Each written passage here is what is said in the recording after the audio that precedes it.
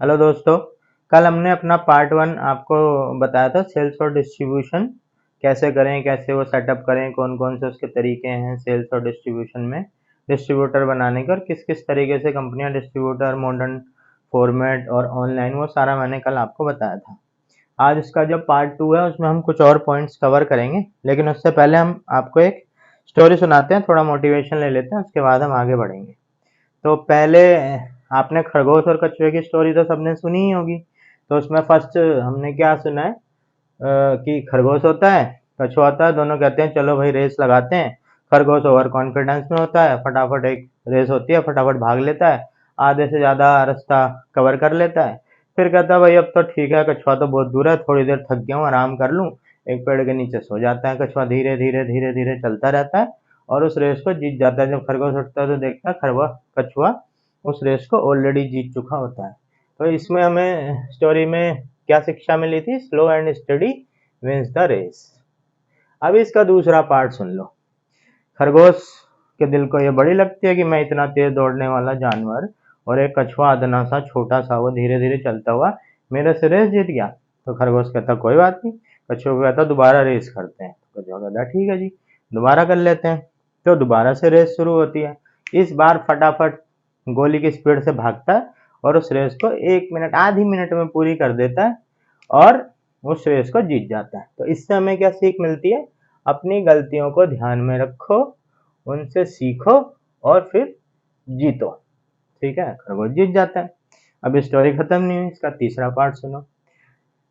अब क्या होता है कि अब कछुआ हार जाता है तो वो आता है खरगोश के पास, कहता है कि चल एक बार और रेस लगाते हैं, इस बार थोड़ा रास्ता बदल देते हैं, इस रास्ते पे तो हम 2 बार कर ही चुके हैं। वो कहता ठीक है, खरगोश भी ओवर कॉन्फिडेंस में कहता ठीक है कर लो। तो कछुआ एक नया रास्ता कहता है मैं बता देता हूँ, इसके अकॉर्डिंग करेंगे। वो कहता ठीक है, तो यहाँ से भागेंगे और वहां पहुंचना है। रेस शुरू हो जाती है। तो जैसे ही खरगोश भागता है, काफी तेजी से भागता है, वो तो भाग के पहुंच जाता है। तो देखता है रास्ते में तो एक नदी है। अब मैं क्या करूं, पानी भरा हुआ है वहां, तो उसके पार कैसे जाऊं? वहां रुक जाता है, कछुआ आता है नदी किनारे, फटाफट उसमें से तैरता है, पार करता है और रेस को जीत जाता है। तो इससे हमें क्या स्टोरी से सीख मिलती है कि स्ट्रेटेजी अकॉर्डिंग टू स्ट्रेंथ। कछुए की स्ट्रेंथ क्या थी कि वो पानी में तैर के जा सकता था, तो उसने इसी तरीके का अपना रास्ता बना लिया और उसी उसी रास्ते पे अपनी रेस लड़ ली। ठीक है, फिर दोनों क्या कहते हैं कि चलो यार अब बहुत हो गया, अब अपना एक फ्रेंडली रेस करते हैं इसी रास्ते पे, और इस बार एक दूसरे की हेल्प भी करेंगे और फटाफट चलेंगे। तो क्या होता है, जमीन पे भागते हैं तो खरगोश कछुए को अपनी कमर में बिठा लेता है, फटाफट आधा रास्ता वो पार कर लेता है। जो पानी वाली जगह आती है वहां अपना कछुआ खरगोश को अपनी कमर पे बिठा लेता है और उसको फटाफट पानी को पार कर जाता है। तो इससे हमें क्या सीख मिलती है कि फ्रेंड्स ऐसे बनाओ जिनकी स्ट्रेंथ, यानी कि एक दूसरे की स्ट्रेंथ, खरगोश की स्ट्रेंथ थी तेज भागना, कछुए की थी पानी में से तैर के आना, आपकी वीकनेस हो और उनकी वीकनेस जो थी वो एक दूसरे की। तो मोटिवेट ईच अदर, मोटिवेट और इजी। तो ये इस टोटल कहानी से हमें ये सीख मिलती है। तो मोटिवेशन मिलने के बाद चलो अब हम अपना जो हमारा टॉपिक है सेल्स और डिस्ट्रीब्यूशन का, उसको स्टार्ट करते हैं। तो आज मैं 4-5 जो पॉइंट कवर करने वाला हूँ वो है, हमने हमने कोई भी एक एरिया है XYZ, एक एरिया है और हमें यहाँ पे डिस्ट्रीब्यूटर सेटअप करना है। तो हम कैसे करेंगे? ये मैं मिल्क मार्केटिंग से रिलेटेड ही बता रहा हूँ कि मिल्क मार्केटिंग में वहाँ डिस्ट्रीब्यूटर कैसे बने। फॉर एग्जाम्पल हम एक एरिया ले लेते हैं, कोई भी एक एरिया ले लेते हैं, कोई भी पूरी या नगर जो भी है XYZ ही हम मान लेते हैं उसको। तो हम वहाँ कैसे आइडेंटिफाई करेंगे डिस्ट्रीब्यूटर और उसकी एस्टिमेटेड सेल वहाँ उस एरिया में हमारी कितनी होगी और कैसे उसकी सेल का एस्टिमेशन हम लगाएंगे, ये सारा हम आज सीखते हैं। तो एरिया आइडेंटिफाई कर लिया हमने, हमारा जी एक एरिया है। एरिया आइडेंटिफाई कैसे किया कि हम एक टाउन में डिस्ट्रीब्यूशन है हमारा और हम वहाँ कर रहे हैं, हमारी जो भी सेल है 1 2 3 4 5 6 7 8, ये हमने ग्रिड्स में उसको बांटा हुआ है, ये सारा हमारा कवर है। लेकिन ये वाला जो एरिया है XYZ, ये ब्लैंक है, खाली है। तो यहाँ हमें डिस्ट्रीब्यूटर बनाना है। तो हम क्या करेंगे, अब यहाँ पता कैसे लगाएं कि यहाँ कितना हमारा सेल होगा, कितनी ट्रे सेल होगी, कितना लीटर दूध बिकेगा। तो हम यहाँ की पहले इस एरिया की पॉपुलेशन निकाल लेते हैं। पॉपुलेशन कहाँ से मिलेगी, हमें गूगल से आराम से मिल जाएगी। उस जगह की हम डालेंगे what is the population of this area. तो एक एस्टिमेटेड पॉपुलेशन वहाँ 2012 या 15 की आएगी। तो आप जो इंडिया की पॉपुलेशन ग्रोथ है उस हिसाब से उसको मल्टीप्लाई करके 2023 का लगा लेना। तो सपोज करो कि वहाँ की पॉपुलेशन 10,000 है, 10,000 लोग वहाँ रहते हैं। तो अब यहाँ की सेल, यहाँ इस एरिया में सेल कितनी होगी वो कैसे निकालेंगे, वहाँ से फिर गूगल से ही हम सर्च कर लेंगे कि पर कैपिटा कंजम्पशन क्या है उस स्टेट की, जिस स्टेट में ये पड़ता है। जैसे यूपी है, यूपी की 250 ml पर डे पर पर्सन, और पंजाब है तो वहाँ की 400 ml है, दिल्ली है 200 ml है, अलग अलग जगह की अलग है। तो अकॉर्डिंग टू दिस आप निकाल लेंगे। 10,000 है सपोज करते हैं, और पंजाब का एक एरिया है 400 ml। तो ये हमारा वहाँ का टोटल ट्रेज इन लीटर्स में कितना वहाँ दूध बिकता होगा वो निकाल लेंगे। अभी आज का जो हमारा टाइम है वो बदल चुका है। तो करीब 60% वहाँ पे पाउच पैक्ड मिल्क बिकता है और 40% लूज, अगर वो सेमी अर्बन एक एरिया है। अगर वो थोड़ा और गांव की तरफ है तो वहाँ पे ये 50-50 हो सकता है रेशियो। ज़्यादा शहरी है तो 70-30 भी हो सकता है, अलग अलग का है, आपको देखना पड़ेगा। तो इस हिसाब से हम अपना देख लेंगे कि इतना टोटल लीटर बिकता था वहाँ पे। 10,000 पॉपुलेशन मल्टीप्लाई बाई 400,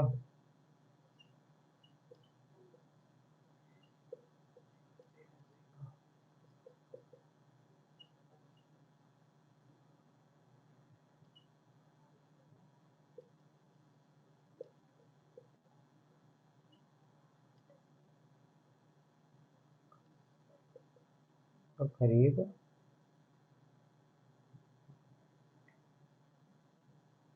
वहाँ पे 4,000 लीटर पर डे दूध बिकता है। क्रेट में अगर करेंगे 300 क्रेट पर डे, ये हो गया उस टोटल के हिसाब से। लेकिन हम इसका 60 पर डे तो 300 से 400 ट्रे वहाँ पे दूध हमारा बिक रहा है। अब 300 से 400 ट्रे का एक एरिया हमने आइडेंटिफाई कर लिया कि ठीक है हमें यहाँ अपना डिस्ट्रीब्यूटर नेटवर्क अब बनाना है। तो पर कैपिटा कंजम्पशन और पॉपुलेशन के हिसाब से वहाँ की हमने सेल निकाल ली। अब हम क्या करेंगे, यहाँ पे जितने भी अपनी टीम लगाएंगे, यहाँ पे जितने भी रिटेलर्स होंगे 1 2 3 नंबर ऑफ रिटेलर जितने भी हैं 100-150 सबकी एक लिस्ट तैयार कराएंगे। लिस्ट में हम एक सर्वे फॉर्म होगा ये, और सर्वे कम इसमें होगा रिटेलर का नाम, एड्रेस, फ़ोन नंबर, अभी वो कौन सा मिल्क कंपनी का ब्रांड का ले रहे हैं, कितनी वो ट्रेज बेचते हैं पर डे, और उनको प्रॉब्लम्स क्या है इससे, वो हम वहाँ से पता करेंगे। ठीक है, तो एक सर्वे फॉर्म बनने के बाद जब हमारे पास आ जाएगा तो हमें यहाँ से पता चल जाएगा कि कौन से ब्रांड की कितनी सेल है। और हम जैसे ए ब्रांड की 100 क्रेट है, बी की 70 है, सी की 40 है, डी कितनी है। तो हम अपना एक टारगेट सेट करेंगे कि हमें इतनी ट्रेस, इतना परसेंट ऑफ मार्केट शेयर वहाँ पे हमें लेना ही लेना है, 10%। तो 400 ट्रे का 40 हमें स्टार्ट में वहाँ शुरू कर देना है। ये मैंने अपनी टारगेट बना ली। ठीक है, और जो सर्वे हुआ उसका स्टडी करो तो नीड गैप्स क्या है वो आप पता करो। नीड गैप्स रिटेलर बताएगा, लेट सप्लाई है इस वाले ब्रांड की, ठीक है जी। नंबर 2 बताएगा जी मार्जिन बहुत कम देता है ये वाला ब्रांड। तो नंबर 3 क्या है जी, वो बताएगा जी ये तो कोई स्कीम ही नहीं देता है, नो स्कीम। नंबर 4 वो बताएगा जी इसकी तो क्वालिटी बहुत बेकार है, मजबूरी में रख रहे हैं कोई अच्छा नहीं है, पर क्वालिटी में दम नहीं है जी। नंबर 5 है जी, हमें हमारे यहाँ कोई ब्रांडिंग ही नहीं करता है जी, ना कोई बोर्ड लगाया है ना ये लगाया है। तो ऐसे 4 5 10 तरीके आएंगे। तो आप अपनी स्ट्रेटेजी इसी हिसाब से बनाओ कि लेट सप्लाई होता है, हमें टाइम पे सप्लाई करनी है। मार्जिन जो वो दे रहा है, थोड़ा सा मार्जिन या स्कीम उसके हिसाब से हमें रख देनी है, जिससे कि उसका शेयर हमें मिले। क्वालिटी हमें एकदम नंबर 1 रखनी है और हमें अपनी ब्रांडिंग करते हुए चलता है। तो ये स्ट्रेटेजी वहीं से ही, जो गैप है वहीं से निकल के सामने आएगी। अब इसके बाद क्या है कि हम करेंगे डिस्ट्रीब्यूशन का सेटअप। तो डिस्ट्रीब्यूटर अपॉइंट कर लेंगे, बहुत सारी पार्टियां होंगी, उनमें से कोई ना कोई एक ढूंढ लेंगे। इस पर अलग टॉपिक पे बनाएंगे कि डिस्ट्रीब्यूटर कैसे ढूंढा जाता है, कैसे हम आइडेंटिफाई। और डिस्ट्रीब्यूटर हमने बना लिया, डिस्ट्रीब्यूटर बन जाएगा। रिटेलर लिस्टिंग आपके पास आई गई है, ठीक है। नीड गैप्स भी आ गए हैं। इस हिसाब से आपने अपने एक स्ट्रेटेजी बना ली कि ऐसे ऐसे हम जाएंगे, ये हमारे गैप है। अब इसमें डिस्ट्रीब्यूटर को इसका अपॉइंटमेंट कैसे करेंगे। अपॉइंटमेंट हो गया, उसकी व्हीकल कौन सी है वो हमने देख ली, ठीक है। और उसकी सिक्योरिटी मनी, क्योंकि सिक्योरिटी मनी ये बहुत हम कई बार सोचते हैं कि क्यों सिक्योरिटी लेनी। देखो, अगर कोई भी अपना बिजनेस कर रहा है, वो हमारी कंपनी के थ्रू कुछ पैसा कमाना चाहता है, तो कम से कम 20 से 25-50 हज़ार रुपये वो जरूर इन्वेस्ट करे अपने बिजनेस में, तब उसको ज़्यादा प्यार रहता है उस किसी भी काम से, कि मेरा इसमें पैसा लगा और मुझे पैसा अपना कमाना है, और उससे भी ज़्यादा जाना। उसकी हेल्प करो, ठीक है, पर डिस्ट्रीब्यूटर से सिक्योरिटी या उसका इन्वेस्टमेंट जरूर करो, ठीक है। फिर हम क्या करेंगे, ये सारा होने के बाद उसका कोड वर्ड ओपन हो जाएगा हमारे यहाँ। फिर हम क्या करेंगे, इस एरिया को लॉन्च करने से पहले सारे रिटेलर्स पे जाएंगे, 30 से 40 या 50 जो भी दुकान, एक बीट बनाएंगे इसकी। अगर वहाँ 80 से 90 या 100 है, तो 40 की एक एक बीट हम बना देंगे। 40 दुकानदार एक बीट पे और 40 दुकानदार दूसरी बीट पे। फिर हम जाएंगे, इन सबसे बात करेंगे, एक ऑर्डर शीट होगी, ऑर्डर सभी का ले लेंगे और इनको बोल देंगे कि ये कल नहीं, मैं आपको परसों से सप्लाई करूँगा। वो क्यों, अभी बताता हूँ वो क्यों। ऑर्डर शीट आ गई हमारे पास, हम यहाँ सारे हमारे लड़के जो PSR हैं वापस आएंगे, बैठेंगे, पूरी शीट बनाएंगे, किसको कितने टाइम पे माल जाना है, कितने बजे पहुँचाना है, पूरा एक टाइमिंग लिखेंगे। और अगले दिन हमें क्या करना चाहिए, अच्छा लॉन्च करने के लिए हमें करना चाहिए ड्राई रन।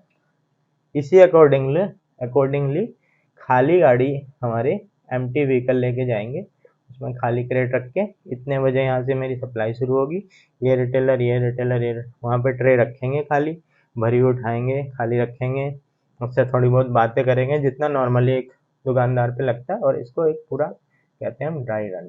तो इससे हमें पता चल जाएगा कि हमें कितना देर उस रूट को करने में लगेगी, हमें कितने बजे सप्लाई वहाँ पे शुरू करनी चाहिए और कितने बजे तक हमारी सप्लाई वहाँ पे ख़त्म हो जाएगी, जिससे कि हम अगले दिन स्मूथ। ऑर्डर हमारे पास आ ही चुका है, ड्राई रन होने के बाद एक बार सभी फ़ोन पे ऑर्डर को रिकन्फर्म कर लेंगे और फिर वो ऑर्डर प्लेस हो जाएगा।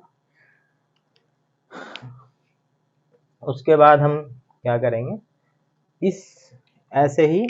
और हाँ, एक PSR को हमें, कल भी मैंने बताया था, 40 आउटलेट पे एक PSR शुरुआत में हमें ये करना है।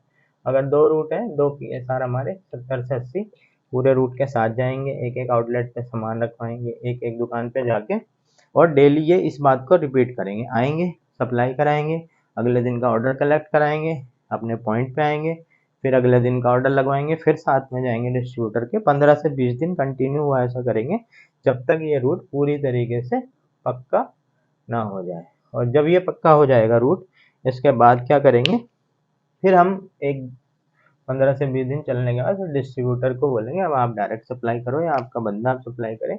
फिर PSR का काम होगा कि वो जाए और अब ये देखे कि पर आउटलेट मेरा कितना सेल हो रहा है, सेल पर आउटलेट। जैसे 1 2 3 4 5, ये 1000 रुपये पर डे का सामान लेता है, ये 500 लेता है, ये 700 लेता है, ये 200 लेता है, ये 400 लेता है। तो अब हम इसका ओवरऑल थ्रूपुट पर आउटलेट कैसे बढ़ाएंगे। 1000 वाले को देखेंगे दूध की कितनी ट्रे है, दही कितना है, छाछ कितना है, पनीर कितना है, उसका पोटेंशियल देखेंगे कितना वो बेच सकता है। फिर उसको उस हिसाब से बात करेंगे कि सर ये करो तो हम ये आपको दे देंगे, आप हमारी इतनी ट्रे सेल बढ़ा लो तो हम आपको ये दे देंगे, और उसका ओवरऑल थ्रूपुट 1500, 500 वाले को 700, 700 वाले को 1000, 200 वाले को 300, 400 वाले को 700। इस तरीके से PSR का काम होगा। फिर उन्हीं आउटलेट पे थ्रूपुट को बढ़ाएं। तो अगर वो डिस्ट्रीब्यूटर 10,000 20,000 की पर डे की सेल कर रहा होगा, तो वो ऐसा करने से मिनिमम थ्रूपुट बढ़ाने से 10,000 से टारगेट लेंगे हम, 15,000 करना है इस वीक में, फिर 15,000 से उसको 20,000 पे पहुंचाना है।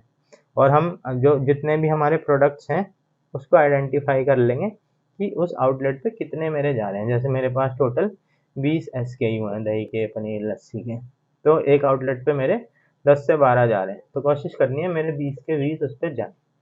तो ये पूरा गैप का एनालिसिस करके ये PSR ये वाला पूरा काम करेगा। तो इस तरीके से पूरा का पूरा ये एक डिस्ट्रीब्यूटर बनाना, उसको लॉन्च करना और उसको सक्सेसफुली चलाने का जो प्रोसेस है वो यहाँ पे ख़त्म होता है। तो आज हम अपना यहीं ये वाला टॉपिक ख़त्म करते हैं। इसके बाद हम कल तीसरा इसी में सेल्स और डिस्ट्रीब्यूशन में तीसरा कोई पॉइंट ढूंढेंगे जो आपके लिए हेल्पफुल होगा, और तीसरा पार्ट इसका कल या परसों में आप लोगों के सामने लेके आएंगे। Thank you.